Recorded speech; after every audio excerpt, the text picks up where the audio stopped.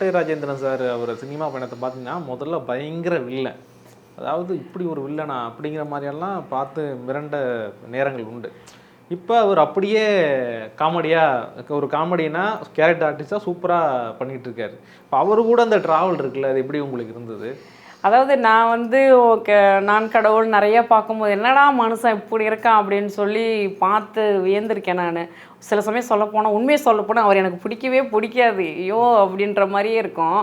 ஆனால் நம்ம நேரில் பார்க்கும்போது ஸோ ஸ்வீட்டு.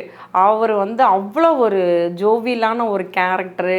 சின்னவங்க பெரியவங்க வெளியாளுங்க அப்படின்னு வித்தியாசம் பார்க்க மாட்டார். எல்லாருக்கிட்டையும் ஜோவியலாக உட்காந்து பேசுவார். நடிக்கும்போது பயங்கரமாக கான்சன்ட்ரேஷன் பண்ணுவார். நான் இந்த டைலாக் பேச போகிறேன், நீ இந்த டைலாக் பேசுமா, நான் சொன்னேன் நீ வந்துருமா அப்படின்னு நமக்கும் நடிப்பு சொல்லி கொடுப்பாரு.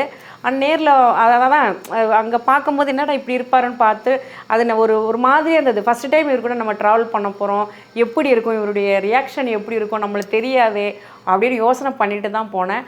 ஆனால் கிட்டத்தட்ட நாங்கள் ஒரு 20-25 டேஸ் ட்ராவல் பண்ணோம். ரொம்ப ஹாப்பியாக இருந்தது.